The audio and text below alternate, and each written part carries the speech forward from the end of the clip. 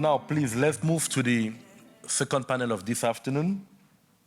Et nous allons parler de programmes de santé culturellement pertinents et antiracistes. Vous voyez qu'on s'achemine progressivement vers des pistes de solutions pour baliser un peu le chemin. Et on va également parler de la dignité et du respect dans les soins, parce que comme vous le savez, cela a été évoqué plusieurs fois. And there are so many things I could tell you about the next moderator, but I should let you know, I should remember she is the Chief Executive Officer of Somerset West Community Health Center, and she founded the Ottawa Black Mental Health Coalition and previously served as the City of Ottawa's Director of Gender and Race Equity, leading the city's first anti-racism strategy. Please put your hands together for Suzanne Obiora.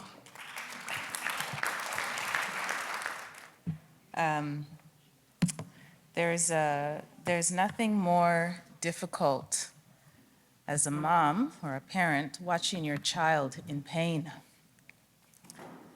And I'm a mom of 3. It's unfair to watch our children suffer.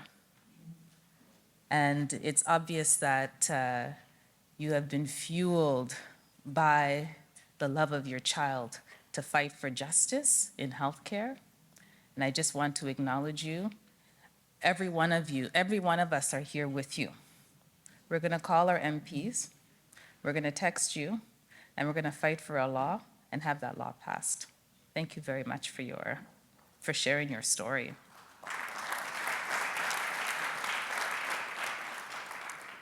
And, you know, as I think about the conversations that we're having today, I know I'm supposed to introduce people, but I can't help but just think about the power that exists among all of us and how that power, unfortunately, is fueled by many things, including pain. I know that many of us have experienced the systemic injustices that exist within our healthcare system. I think each and every one of us can come here and share a story of our own experience or that of our family members.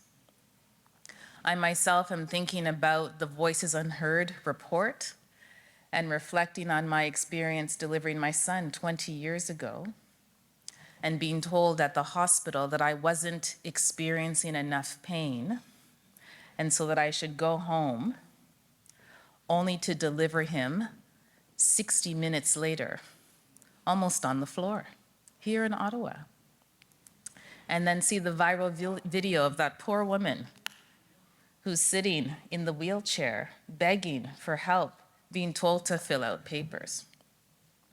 I don't think that should discourage us, though, because the Voices Unheard report, your presence here, strengthens the cause. But I can't ignore, or we can't ignore the pain that we have to endure as we seek justice, and still need to continue to do it. There's no other way. So I'm here to introduce 2 speakers and then facilitate some conversation. The first speaker that I will introduce is Dr. Kannin Osei-Tutu, the inaugural Senior Associate Dean for Health Equity and Systems Transformation at the Cummings School of Medicine from University of Calgary. A dynamic and visionary leader, he is the immediate past president of the Black Physicians Association of Alberta, where he founded to advance health equity and support Black physicians.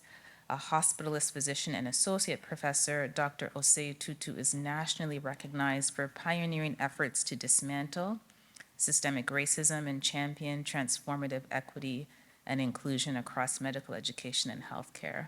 Welcome. Thank you, Suzanne, for that warm introduction. It's a real honor to be here. When I received the invitation, from Jude, I could not make the trip. I live in Calgary, Alberta. Flew in last night. Flight was a bit late, got in around 1:30 or so, and then it's like, oh, I got to work on my talk. So then I was up for a little while longer, and then, anyway, it's all worth it. I'm here. And today's been an emotional day. I don't know how folks are feeling. I've been feeling highs and lows, up and down, a flood of emotions, but I think it's because what we're talking about is very real. So, title of my talk today is Redefining Excellence in Healthcare from Competence to Consciousness, Culturally Relevant and Anti-Racist Health Programs in Practice. Big, long title. We've heard a lot about things that are happening, things that we need to do. I'm going to share some things that, in my experience, have been effective in some of the work that's going on, which could be informative to our larger efforts.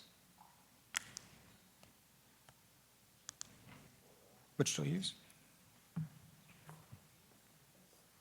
No, okay, perfect. Okay, great.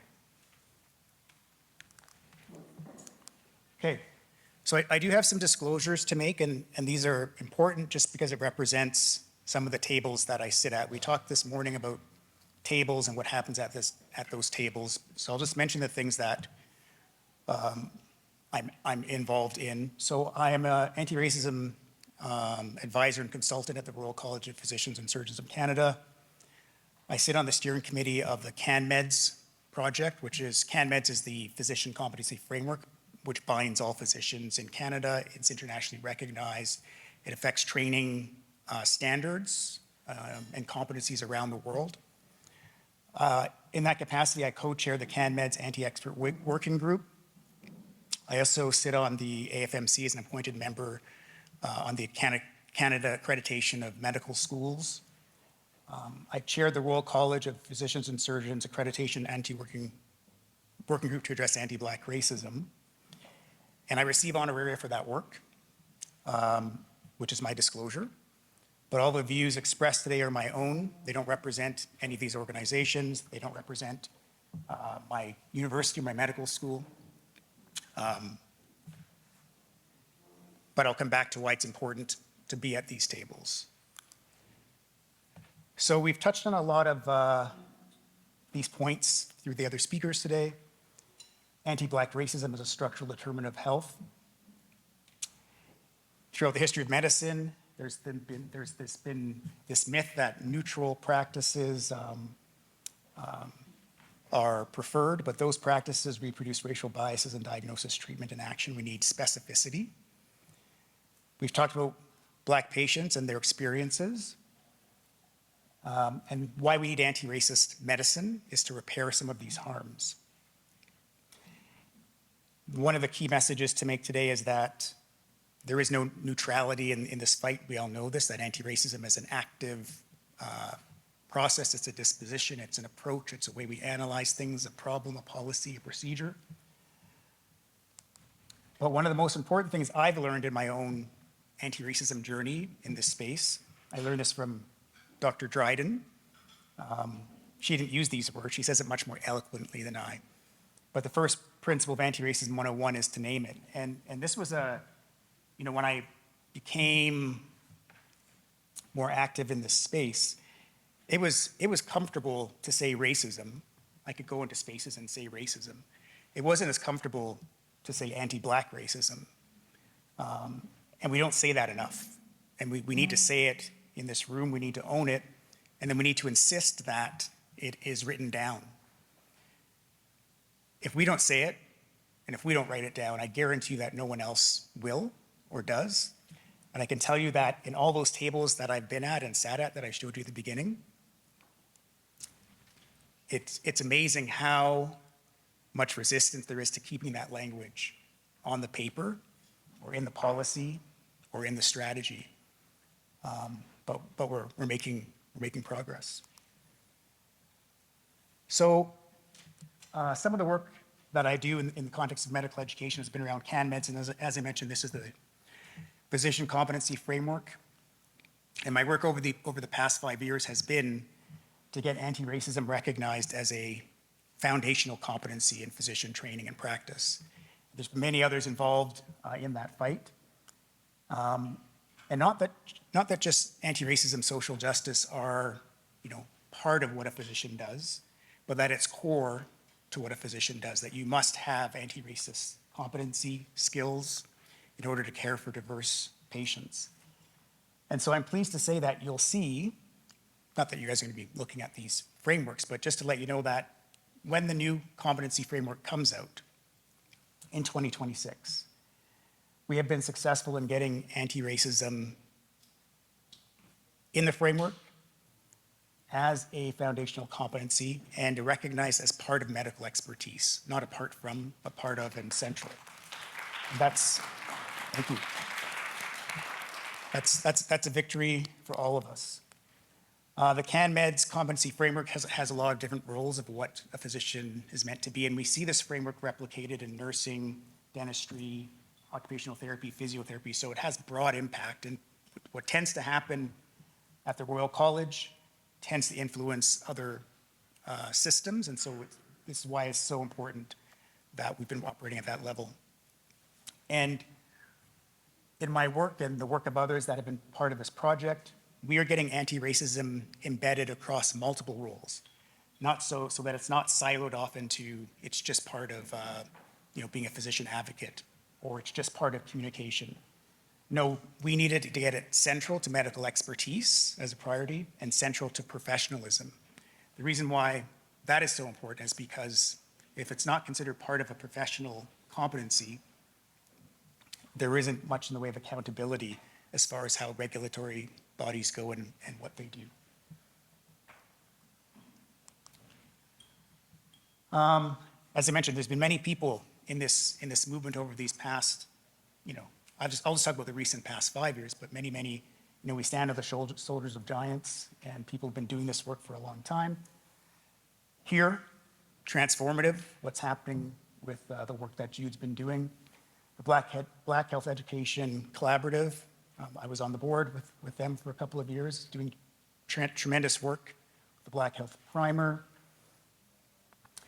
critical race theory and Black epistemologies are now words that people are saying. They're not they're not just on the sidelines. And this type of language wasn't part of medicine before, and it's happening.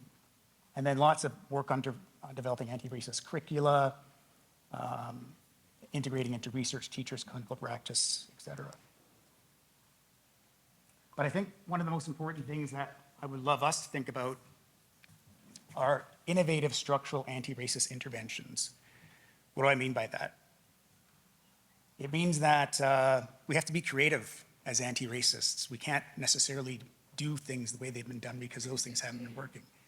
And innovation can be how you're approaching a given situation. Innovation can be what you're doing in your lab. It could be us using AI and technology that we must be using to advance our efforts. We should be at the cutting edge. We should be at the leading edge. We can't wait for others to do this. We should be developing anti-racist algorithms, and we should be getting our data into large language models, for example. Innovative structural anti-racist interventions also involves using the powers, leveraging the powers that we can access for transformative change. So an example of that is work within accreditation, of which I've been a part of, where we've succeeded in getting anti-Black racism named in accreditation standards. We succeeded in getting requirements that all medical schools across Canada now must have an anti-racism policy that explicitly names anti-Black racism. We succeeded in getting a requirement that they have safe and effective reporting mechanisms that are trauma-informed. We succeeded in having it requirement that the medical school postgraduate dean must have anti-racism training as a part of their job description. These things will be coming out in the next little while. And it's so important that we do this because if we don't do things like that, then things like this continue to happen. So in 2016, there was a white South African surgeon working in Grand Prairie who decided to hang a noose in an operating room in which a Black physician and an Indigenous physician were working. And he, in his defense, said that this was a team-building exercise, and this wasn't a noose, it was actually a lasso. He thought that was really, quite funny. Now, this case was buried. Nothing happened with it. And then the Black Physicians Association of Alberta, which I founded, we got involved along with some others. There was some great advocacy done. This finally went to tribunal at the CPSA, and I sat in this tribunal for 3 days. It was the most, to see structural racism playing out in your face, it was very powerful. Anyway, at the end of this case, the white surgeon got a 4-month suspension because the tribunal concluded that there wasn't enough evidence to conclude that this act was motivated by racism or that this act was racist.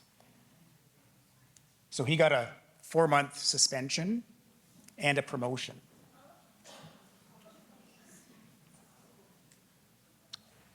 So we have racism endemic in medicine. We have anti-Black racism endemic in medicine. We see Black physicians. The study showed that 70% of physicians have experienced racism in their workplace. This is Ontario data. We know that 2022, this study in Ontario found that 88% of Black nurses faced racism in their workplace. You see a number like 88% and you ask yourself, wow, there must have been some intervention and they must be working throughout the healthcare system to ramp this out, right? If this was any other statistic or any other, person that may look slightly differently, you might think there'd be a response. If the person in that previous picture looked like this, might the response be different? Anybody see this movie? Show of hands? Yeah, did you guys like it? I loved it. I took my daughter. She was 11 at the time. My wife wouldn't take her. We went, we had a great time, and still remains a bonding experience. I learned a lot from this movie. Now, do you know the first thing that Barbie did when she entered the human world? Anybody remember? When she crossed over from the Barbie world to the human world, what was the first thing she did? Pardon me? The question. When Barbie became no longer Barbie doll, but became a human, because she crossed over, she went to the gynecologist. And why did she do that? She went there because for her, go ahead. Yeah. That is right. That is right. Because now she had a vagina and she wanted confirmation of her humanity. Right? And so for her to be now a woman, a person, she wanted to go see a gynecologist and have an internal exam. Now she has that privilege to go to that system, to see that gynecologist, to have the confidence that that person is going to treat her, a doll, with respect and dignity and compassion, when our Black women do not have that privilege to this very day.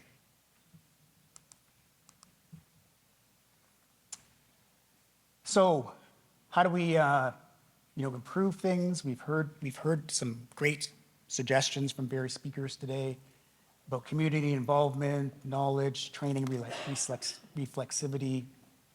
I like to focus on, institutional accountability and policies because that's where systemic racism lives and that's where the greatest change, I think, can happen and needs to happen. We have to work at all levels, but it's important. Some of the challenges we have when we're doing this work is institutional resistance, superficial approaches, funding we've heard about is a big issue, lack of data, isolation of anti-racist practitioners within hierarchical structures. I can certainly speak to that. And then what do we need? We need institutional support, we need standards and accreditation, resources, et cetera. So we have recipes, and we actually know what we need to be doing, and it's a matter of us, getting together and actually doing it. So how do we transform systems, and how do we move from intention to action? We have been given so much great information today. I want to give a couple of shout outs to examples of champions and not, if I don't, I'm not going to mention everybody's name, but there's a few champions I want to mention. So, Dr. Marie-Hélène, your presentation was outstanding. As an ally, we need you. You gave us an evidence-based, solutions-oriented presentation and a strategy, very detailed strategy of things that should be done, and everybody should look at that presentation again, and we should incorporate much of that wisdom. Dr. Sunny Singh, I don't know if he's here, again, another ally. We need allies in this space. We need allies because they are in the system.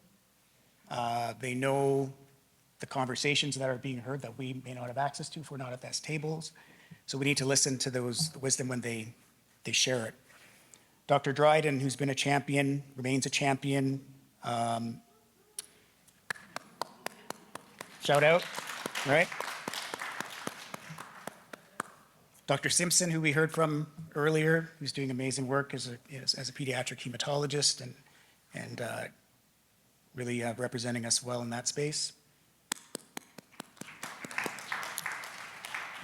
I want to give a shout out to Dr. Etoa, who wrote the book on anti-racist healthcare and practice. You need to stand up and we need to clap for you because she has literally written the book. It's called Antiracist Healthcare. She wrote the book how many years ago? 16 years ago. We need to read it. If we haven't read it, we need to read it. And then, of course, Jude Marie Sinnett.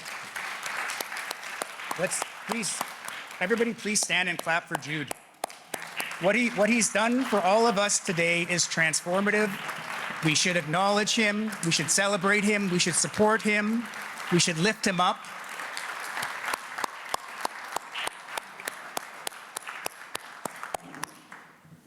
We have to lift Jude up and we have to surround a big blanket from him because I know many bruises and many battles are happening and we're going to cushion you through that. Thank you very much for your presentation.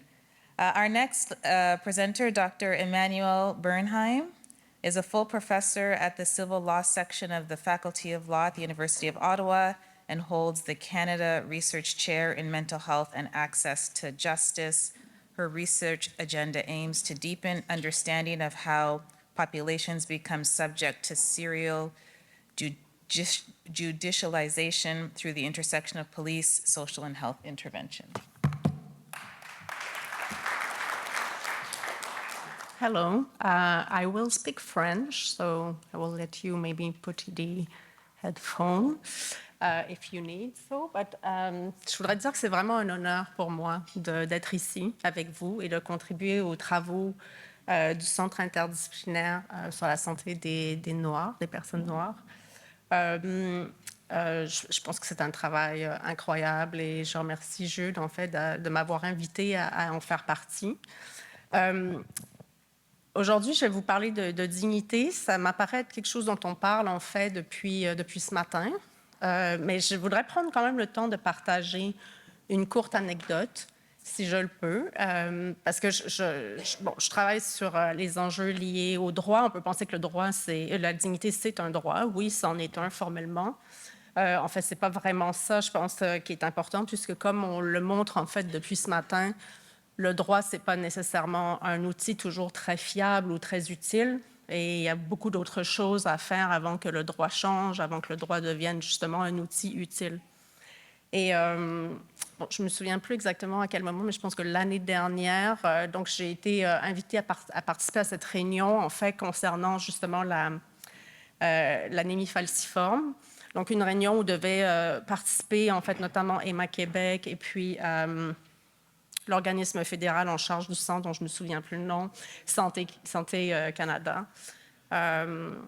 Donc, Emma Québec ne s'est pas présentée finalement à cette rencontre. Et en fait, c'était cette attitude en fait autour de la question même qui semblait pas tellement importante. En fait, on a bien compris avec le témoignage de Biba que c'est une une question très importante, en fait, une question qui devrait nous préoccuper, qui touche tout le monde. Et on voyait vraiment que c'était non seulement pas une question tellement importante, mais que c'était vraiment pris avec un manque de considération de la part des autorités. Et je pense que c'est ça la dignité, en fait. La question de la dignité, c'est le fait de silencer, en fait, ces questions qui sont des questions extrêmement importantes, mais qui touchent, en fait, des groupes qui restent marginalisés dans la discussion politique, dans la discussion juridique. Et c'est justement c'est ce qui m'intéresse, en fait. Mais ce qui m'a beaucoup touchée, en fait, dans cette rencontre, et je ne veux absolument pas faire de publicité, mais je veux quand même vous dire que je pense que ce document qu'on a préparé à la suite de cette rencontre-là est en fait un document dont je suis très fière, parce que je pense que justement, c'est le rôle de la recherche d'arriver à rendre visible, en fait, ou à contribuer à rendre visible aux côtés des communautés, des enjeux comme ceux-là qui sont extrêmement importants, et à peut-être fournir des outils qui vont justement peut-être avoir une certaine utilité dans le futur. Donc, c'est vraiment ce que je souhaite, mais je pense que c'est un travail collectif important, en fait, qu'on a fait à ce moment-là. Et cette expérience-là, pour moi, elle est restée marquante et elle montre d'autant plus l'importance, en fait, du centre et du travail qui s'y fait, je pense. Donc, la dignité. Évidemment, souvent, on va le prendre un peu... en fait, on va même pas savoir trop de quoi on parle quand on parle de dignité. C'est quoi les enjeux concrets, en fait, qui y sont liés. Je voudrais pas insister, en fait, justement, sur la dimension juridique, mais c'est quand même reconnu comme un élément qui en fait traverse en fait tous les droits, qu'on devrait accéder aux droits avec dignité. Tous les groupes devraient pouvoir le faire, toutes les personnes, peu importe qui elles sont, peu importe leur couleur, peu importe leur revenu, etc. On a parlé de plusieurs des éléments qui apparaissent ici, notamment la question de la confiance et comment finalement l'absence de prise en compte des expériences, des opinions, des préférences des personnes, l'absence de prise en compte de ce qui compte en fait, va finir par créer justement cette absence de conscience et une atteinte grave finalement à la dignité des personnes à travers notamment l'expérience interpersonnelle qui est l'expérience de soins de santé. Et donc, je pense que c'est important de revenir quand même sur le fait que la dignité, c'est un droit fondamental et que ça devrait en fait traverser toutes les actions en fait, notamment dans le cadre de la dispense de soins. Qui est en fait la dispense de soins, c'est une relation avant tout. Et si dans cette relation, il n'y a pas d'égalité, on peut pas en fait, je ne vois pas comment pourrait y avoir de la dignité. Un des éléments assez centraux, je m'intéresse plutôt à la santé mentale et je trouve que ça ressort énormément dans ce domaine-là, c'est justement toute la question comment on met de côté, comment on ignore en fait l'héritage en fait colonial dans lequel on vit constamment et notamment sur le plan structurel, bien entendu, comment nos systèmes sont organisés, comment il est difficile d'y accéder. Quelqu'un a nommé ça un petit peu plus tôt, puis je pense que c'est vraiment le nerf de la guerre, c'est-à-dire c'est bien beau de dire qu'il y a un service de santé disponible ou un service de justice disponible, mais s'il n'est pas accessible, bien sûr, physiquement, il est accessible, mais dans les faits, on a beaucoup de données qui montrent que ce ne l'est absolument pas et que certaines personnes en particulier, notamment celles qui ont le plus besoin d'y accéder, n'arrivent pas à le faire. Donc, il me semble quelque chose auquel on est complètement aveugle. Évidemment, je suis plus familière avec la formation juridique, mais je pense que dans nos salles de classe, on n'en parle pas, puis c'est notre responsabilité de le faire, mais on le fait très peu. Probablement par manque d'humilité culturelle aussi, d'une certaine manière, c'est-à-dire le fait de vivre dans ce système dans lequel on est privilégié. Évidemment, je parle de mon groupe, et puis, mais on est aussi le groupe principal dans nos facultés, et donc on ne remet même pas en question ces rapports de pouvoir qui sont présents partout, finalement, et qui normalisent vraiment la déshumanisation de certaines personnes. Évidemment, ici, on parle des personnes noires, on pourrait penser aussi aux personnes autochtones, évidemment, qu'on oublie complètement dans ce contexte-là. La question institutionnelle, évidemment, la question des politiques, la question du droit, comment il est fait, en fait, ce qu'il reconnaît comme étant des droits, ce qu'il reconnaît comme étant possible, en fait, de revendiquer ou pas. Et la manière, finalement, dont ça va être interprété aussi bien souvent par des personnes qui ont une connaissance plutôt lacunaire des réels enjeux. notamment à cause de la formation en fait, qu'ils ont reçue. Donc, il me semble que ces éléments-là sont centraux à la fois dans les traitements. J'insiste sur la question juridique parce que je pense que tout ça est quand même finalement assez interrelié.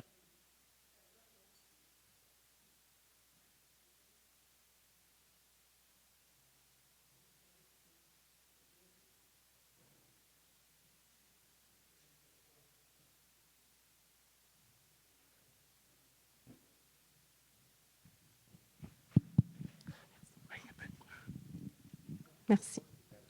Pardon? OK. Thank you. Et donc, en fait, que l'ensemble de ces éléments structuraux dans lesquels on vit au quotidien produisent des effets qui sont cumulés, finalement, et qu'on ne voit souvent pas lorsqu'on regarde simplement de notre propre point de vue. Puis je pense que c'est justement en multipliant les expériences et non seulement en restant avec cette idée que la formation seulement va nous changer, en fait, va nous amener ailleurs. C'est simplement en faisant des expériences avec d'autres qu'on pourra y arriver. Qu'est-ce que ça donne dans les soins de santé? Donc, en fait, on a beaucoup de connaissances, en fait, qui montrent quand même, et ça a été discuté déjà avant, notamment par rapport aux soins physiques. On a donné plusieurs exemples, je ne reviendrai pas là-dessus. En santé mentale, je pense qu'on en a parlé peut-être un peu moins. Plusieurs éléments sont à souligner ici. On a quand même des données de plus en plus évidentes, probantes, comme quoi, par exemple, les personnes noires vont être considérées comme présentant un risque accru en santé mentale. On va donc généralement considérer que ces personnes éventuellement présentent un risque plus important que les autres patients. On va utiliser, par exemple, les salles d'isolement beaucoup plus souvent à leur égard. Ça va amener aussi un peu d'empathie, en fait, à l'égard de ces personnes-là, puisqu'on va considérer finalement que c'est des personnes dont il faut se protéger plus qu'autre chose.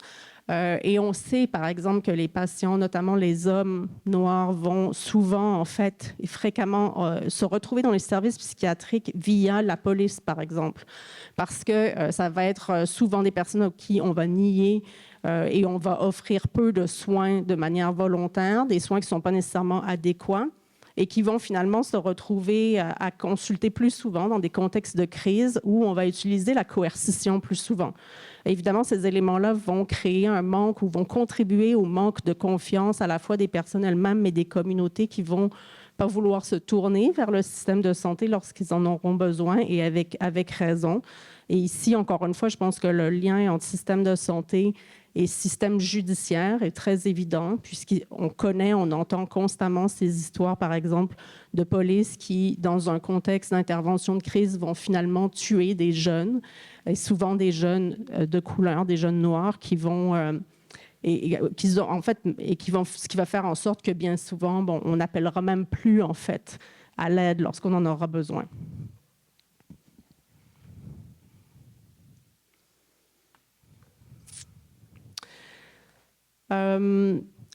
J'ai parlé tantôt d'humilité culturelle, c'est la première chose dont j'aimerais parler. On parle beaucoup de sécurisation culturelle ou de sécurité culturelle actuellement.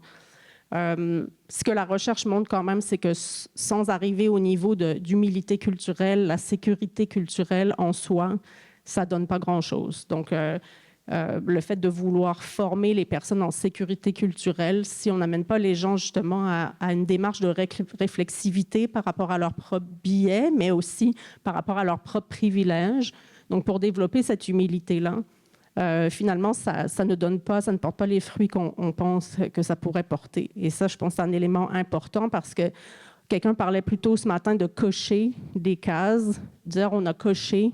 Je pense que c'est Marie-Hélène qui disait ça, on a coché, justement, on coche, et on le voit de plus en plus où on dit tout le monde a reçu sa formation sur les billets, tout le monde a reçu sa formation sur la sécurisation culturelle, c'est fait, c'est réglé.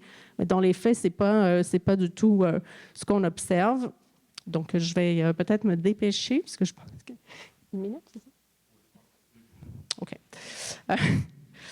Donc, et en fait, j'aimerais insister sur le fait que la question de la formation antiraciste semble porter des fruits beaucoup plus intéressants à amener les gens à une réflexion justement qui est plus profonde et qui va les amener aussi à développer les outils dont ils ont besoin pour la suite de leur carrière. Évidemment, ici, on parle des soins de santé. J'aimerais dire que je pense que sur la question de la recherche, c'est souvent quelque chose dont on ne parle peut-être pas tant que ça, mais je pense que nous aussi, comme chercheurs, on a besoin en fait de ces outils et de développer en fait cette approche d'humilité culturelle. Je vais terminer avec la conclusion, si vous le voulez bien. Donc, je vais prendre 1 minute à peu près, simplement pour dire, voilà, que en fait, comment finalement en arriver à une transformation qui soit à la fois systémique, structurelle, et puis qui soit aussi individuelle. Il me semble que à travers cette idée que la formation en soi n'est qu'un outil puis qu'elle ne peut pas être suffisante, il me semble qu'on est tous interpellés à la fois comme praticiens de la santé, praticiens dans d'autres domaines. Encore une fois, je pense par exemple que les enjeux juridiques sont très liés, évidemment, mais aussi comme formateurs universitaires et puis comme chercheurs. Je pense qu'on doit tous, en fait, contribuer d'une façon ou d'une autre en prenant le temps, en fait, prenant le temps parce que ça prend du temps, je pense, et ça prend aussi un certain courage pour aller à la rencontre de l'autre. Donc voilà, merci.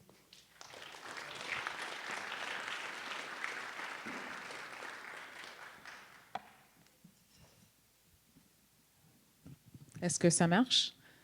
Alors, merci, Dr. Bernheim, and I'll re-invite Dr. Osei-Tutu to the stage. And I think we're going to take a little bit of time, actually, to open it up to the audience and invite any comments or questions. Please, go ahead. Hello, thank you so much to really excellent, great presentations.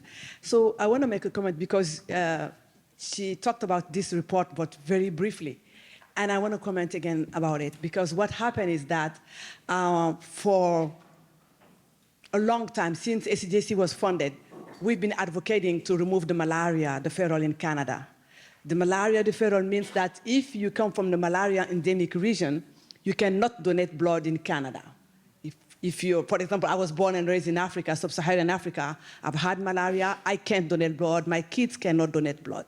And in the case of sickle cell disease, for better health outcome, it's important that the donor and the recipient comes from the same ethnic group. So my son will need blood from people from the same ethnic group. Mr. Dr. Jean Ramde here is my brother. We are related. He could donate blood and save my son's life, but he's had malaria, so he can't. So we have so many people in this room. So we've been telling CBS and HEMA Quebec that they need to remove that. It's just an injustice done to our community. Those hemolytic reactions are caused by, that blood. Anyway, so we tried, we've done everything we could. We've even created a coalition with some Black organization in Canada. It didn't go anywhere. That was that meeting where HEMA Quebec didn't show up. CBS confirmed they were going to come and they didn't come until you wrote this report. And this report went to the hand of everybody and they panicked after they got this report because they wondered what was next. Because this in our hand was such a powerful tool for us to go. There was a case for a human rights complaint against them. So things have changed. I just want to provide an update to everyone. Since then, they've moved quickly and CBS submitted the tests to Health Canada. It's been approved. I know that they are in the process of implementing the test. I don't have a clear timeline, but I think it's going to be sometimes in 2026.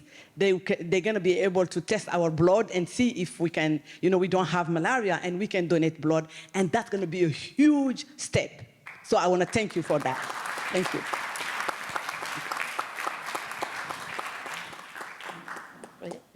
Merci, Biba. I don't know, Dr. Tutu, vous parlez français? No. Okay. So I'll speak in English then. So, well, thank you very much, both of you, for your presentations. It's always a delight to hear things that we like to hear about.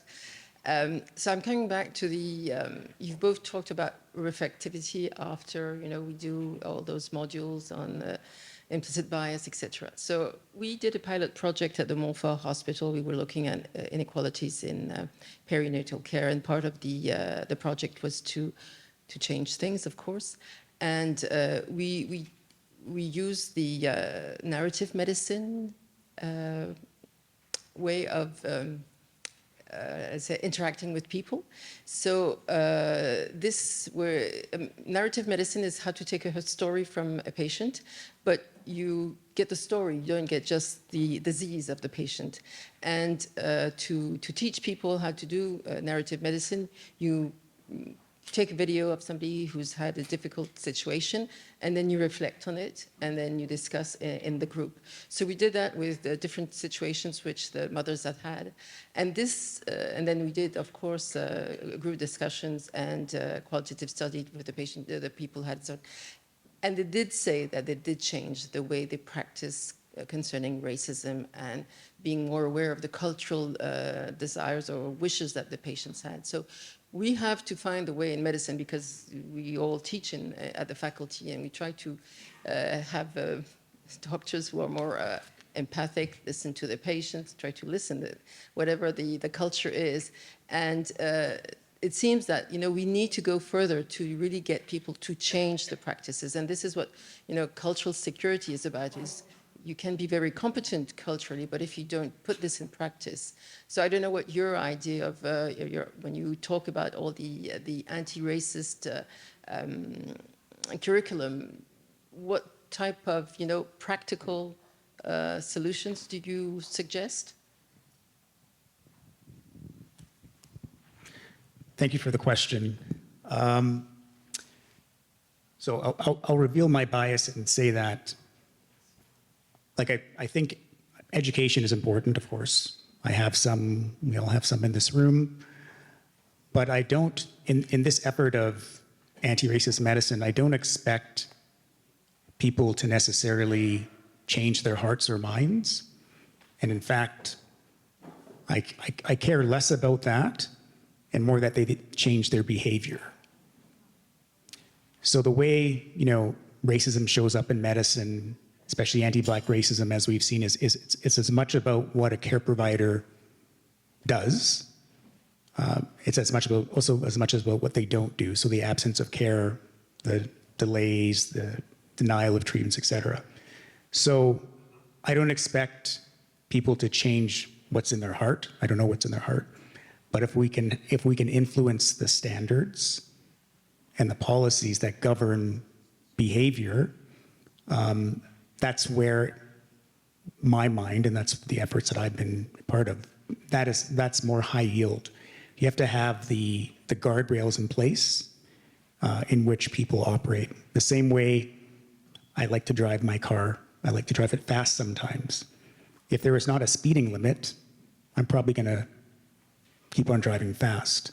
So there has to be consequences. First of all, there has to be a recognition of racism, and anti-Black racism has to be defined. It has to be defined. It has to be in the policy. It has to be written down. When things are written down, people respond, right? There's accountability there. And then there has to be guardrails for that behavior. So education is great, and it's great to train people in cultural sensitivity and awareness and critical consciousness. That's all part of it. I believe in it as well. But it's not where the change is going to happen. The change is going to happen in our standards, in our policies, in the guardrails, because people behave badly unless there's consequences. The other thing I'll mention, just in case I don't get a chance to mention it, is that as far as strategic approaches to the work that we're doing, we have to have anti-racism in a strategic plan. So at the Cummings School of Medicine, for example, we have a strategic plan. We have Black health as an objective. The reason why that's important is because if it's in a strat plan of an organization, of an institution, of a government, then there's a funding line. It has to be funded, right? Whatever's in a plan, strategic plan, has to be funded.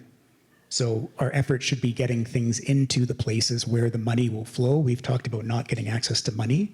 We have to be advocating to get these things in strategic plans as a line item, because a line item comes with a financial commitment It has to. Sorry, I went a bit off track there, but I like to think about going at the structures. So thank you for that. I think there's another question here. Yeah, please go ahead.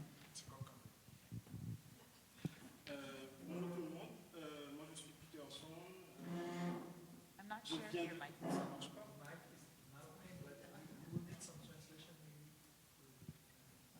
Test. OK, parfait.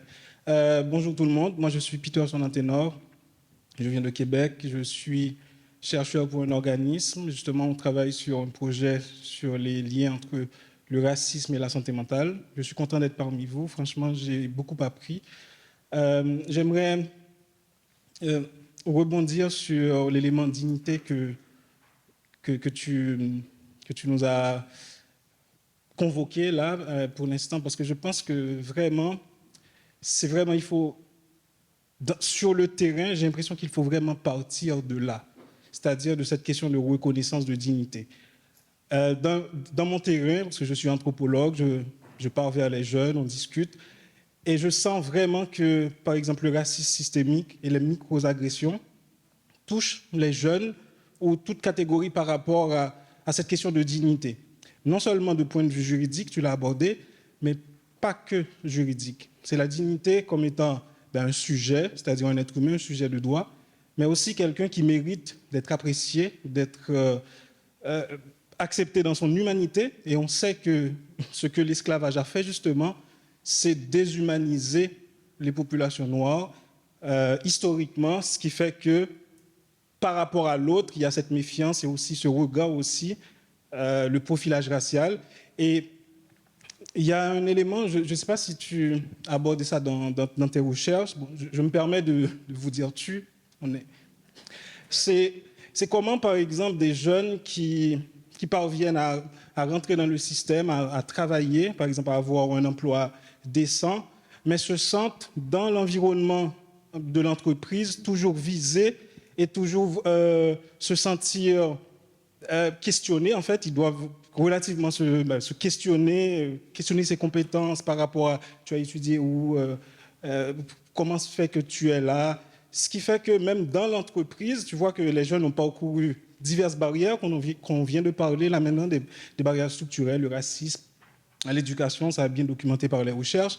Mais dans l'environnement de travail, il y a ça comme tension qui pèse sur les jeunes et qui me racontent que, en fait, c'est comme si je dois continuer de batailler, c'est comme si ma dignité, justement, n'est pas respectée.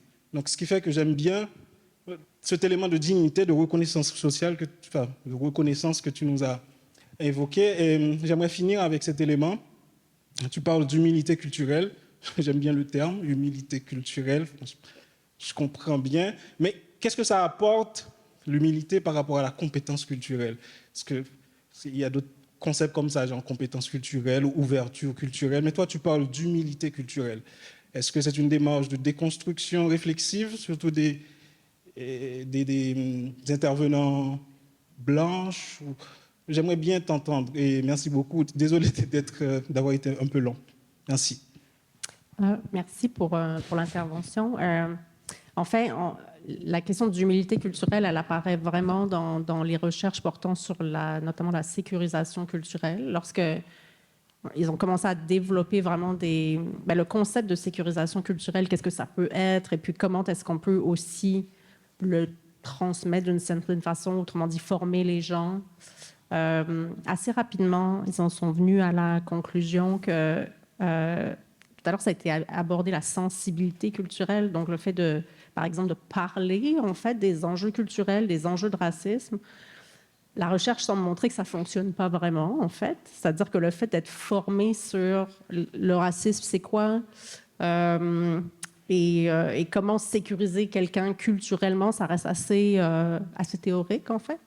Et que ce qui fonctionne le mieux, c'est lorsqu'on arrive à atteindre un certain niveau d'humilité, en fait, dans la formation notamment, mais pas que, c'est-à-dire que c'est des outils réflexifs pour, par exemple, les soignants, ça pourrait être dans d'autres domaines, que les personnes, effectivement, atteignent un certain niveau d'humilité culturelle, c'est-à-dire, oui, l'humilité dans le sens où, culturellement, il y a une certaine hégémonie de la culture dominante, Et les personnes membres de cette culture-là, en fait, se remettent peu en question, remettent peu en question leurs privilèges. Et donc, ça va beaucoup plus loin que la question des biais. Est-ce que j'ai des biais ou est-ce que j'en ai pas?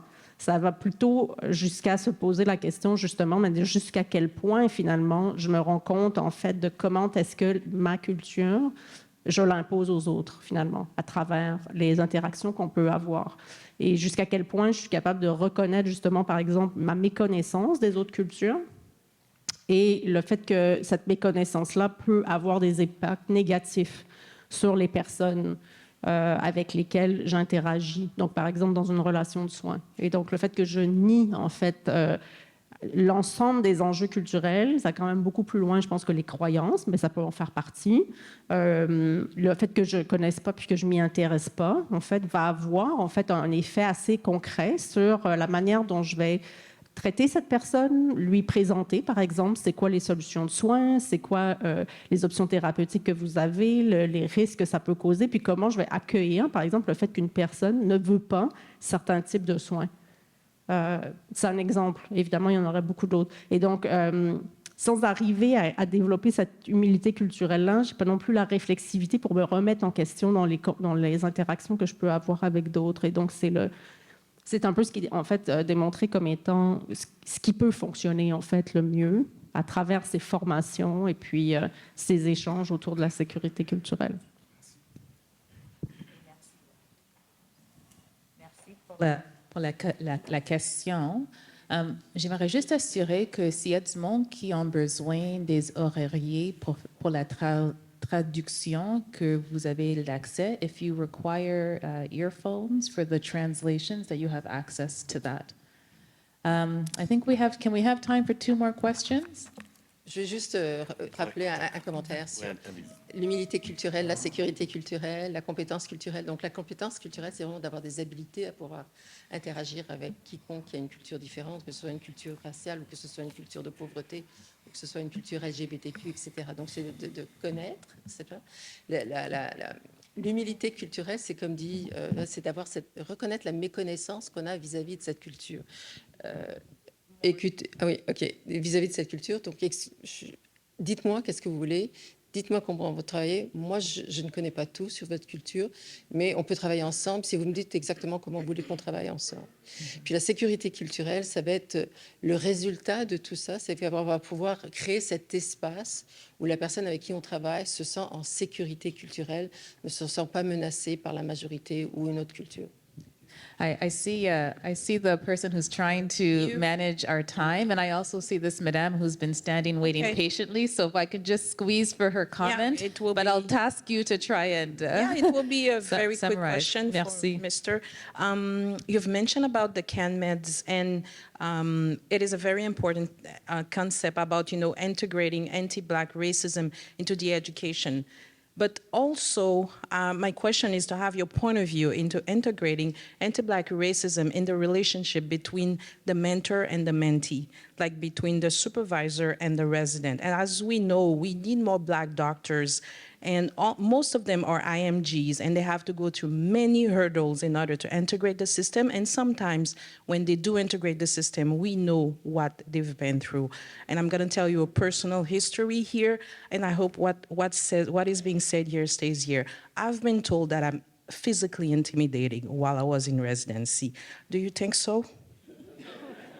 Okay, so just to let you know that really talking about CanMeds, yes, but also it has to be between the supervisor and also the resident. It also has to be integrated too. And also, I would really encourage for studies to be done about this.